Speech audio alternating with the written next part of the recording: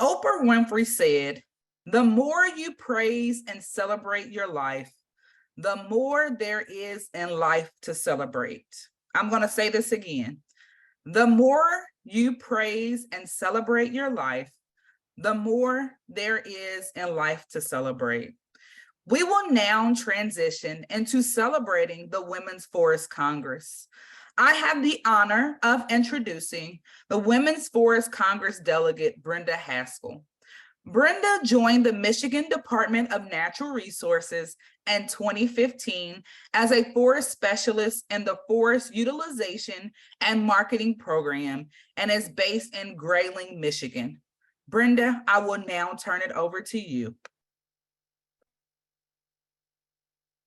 Thank you so much. I got so excited, I forgot to take myself off of mute for a second there. I will go ahead and share my screen. And hopefully this works. So everyone should be able to see my screen. Yes. Good. Okay. So thank you. It is an honor to be here. It is incredible to see so many of us in the room virtually today, close to 80, which is just amazing. It's a beautiful day here in Northern Michigan. I was very pleased to have an opportunity to speak to all of you and just kind of recap a little bit about the Supporting Each Other group. One of my group committee members, Rebecca Johnson, is here, and she gave me a shout out and a cheers in the chat. So thank you. You know, a lot of things happened there, and I had to really take a minute and think about, you know, really reflecting on Women's Forest Congress, what happened then, what's happened since then, any progress. So, you know, I just kind of put a few things together just to lead the discussion through. What did I get out of the Forest Congress? There's just almost no way to put some of it into words, but it's really, for me, it was about that feeling of community and support and belonging that I have rarely ever felt in my profession. I have been a professional forester in the state of Michigan. I graduated in 1993. I've only ever worked in my state. I've never worked in another state, so it's a little bit unusual. And we have a very low percentage of women working in the forestry natural resources field here in my state. In state government that I work in now, we really only have about 6% of our forestry staff is women. When we look at women in the field, it's an atrocious number of about 4%, unfortunately. So, you know, I have not ever been fortunate to feel that sense of community and support and belonging like I did at the Congress. That was the most, it was overwhelming at first. So what do I want to see that we could continue or that I could create in my own state with the women in my profession?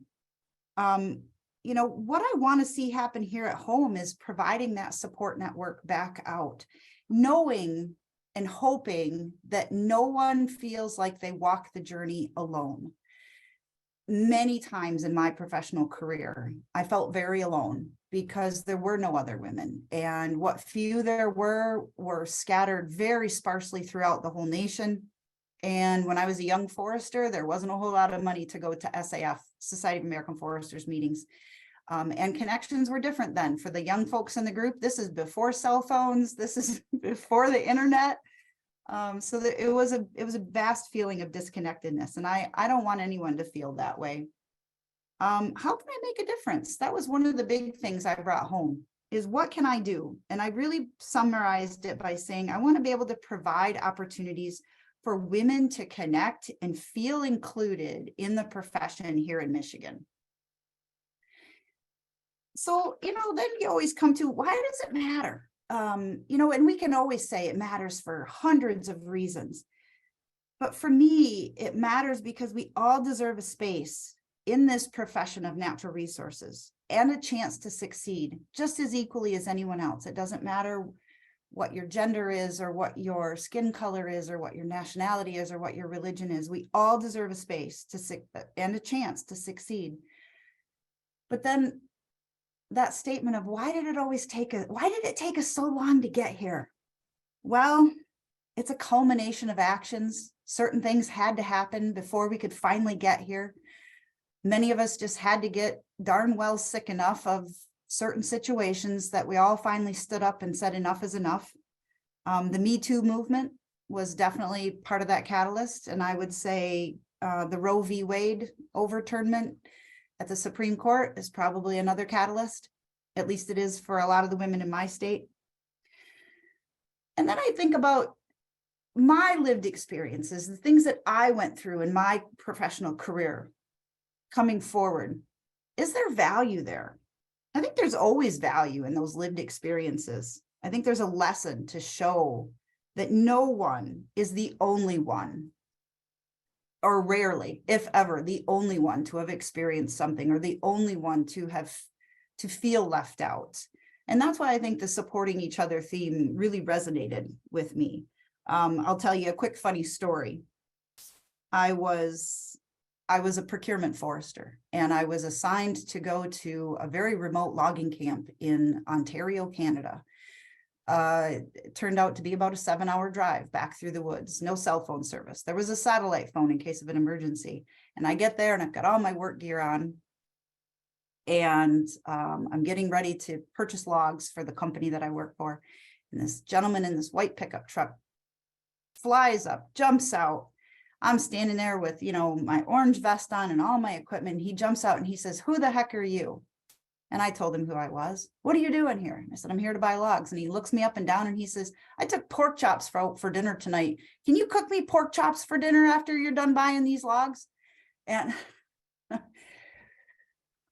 And I calmly stood there and just stared at him for a few minutes. And luckily, the gentleman who was the foreman of the crew told the offending pork chop desiring gentleman to get back in his truck and get back out to work.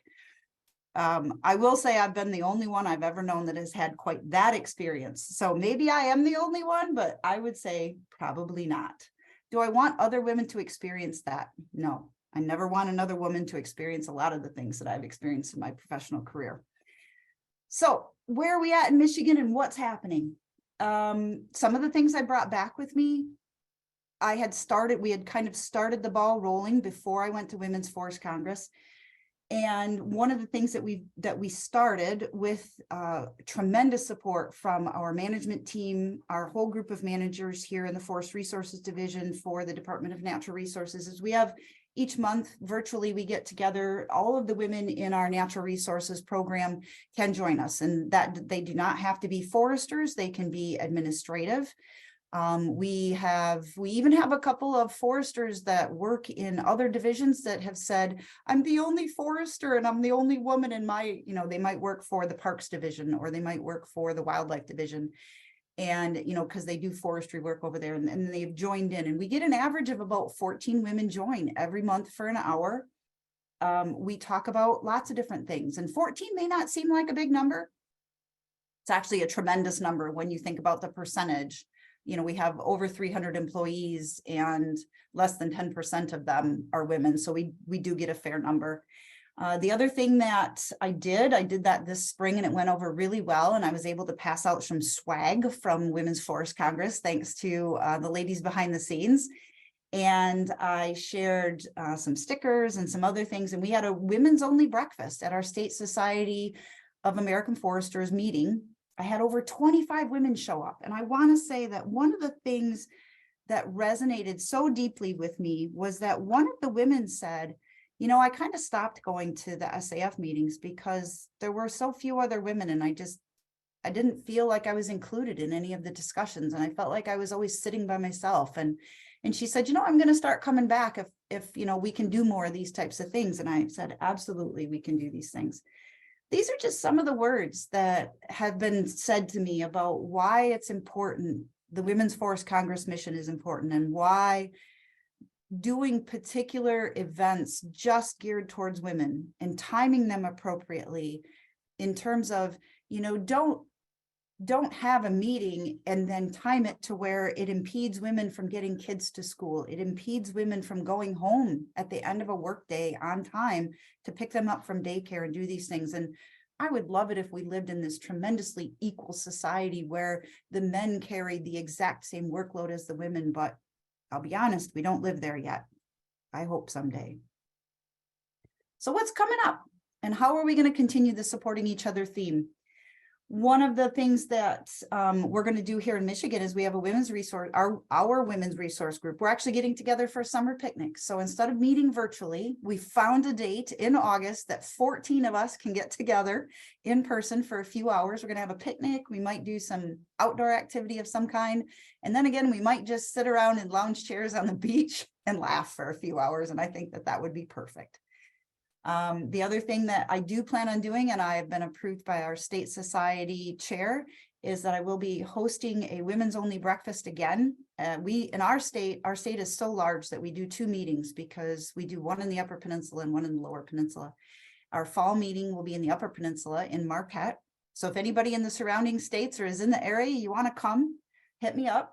We're going to have a women's only breakfast, but then I also have gotten approval to have a dedicated women's session, or, like a work session or a discussion session on the main afternoon of the program content. And I'm looking at ideas such as, resume development and interview skills, or possibly retirement topics, like how to build for retirement and how to balance those things. And I'm always open to suggestions. So if you have any, please hit me up in the chat or send me an email. And with that, I will turn it back over to Mia and just say that I am extremely grateful for this opportunity and hope to continue the work from supporting each other. And if anyone would like to talk about how they can implement anything in their own state, I'm always here to chat. Thank you. Thank you, Brenda. And you have a few questions, so I'm gonna go ahead and ask them because a few folks dropped them in the chat. Okay. So someone asks, can private sector women join? Oh, yes, absolutely. They could if they wanted to. Yeah. And if there's anybody out of state that would like to, if you're out of state and you would like me to send you the link, we do it through Teams. So it's quite easy. So yes, if anybody would like to do that, more than happy to, because yeah, we also have like this many women in the industry outside of state government right now. Thank you. And then one more question. Rita Height said, we have a few employees in Michigan. Can you share info so we're sure to include them? Absolutely. I will put some info in the chat for you. And then I see in the chat, a few folks have left their contact information because they would love to be involved as well. Very good. You're hot right now, Brenda. We're killing it now, ladies. Yes, awesome. No, I will make sure I'll take some notes as soon as I can figure out how to stop sharing my screen. Take your time. Well, thank you Oh, there so it goes. much. There it goes. I think I got it, but I don't know how to do it, and I don't want to leave the meeting. So can somebody else take control? I don't know how to do it. There we go. Amy got you. Thank you. So Brenda, thank you so much for reflecting on your experience at the Congress and why it is so important to create a safe, inviting, and welcoming workspace. We are appreciative of a safe space like the Women's Force Congress, where we can bring our true, authentic selves. So thank you so much, Brenda, for the work that you are doing in Michigan.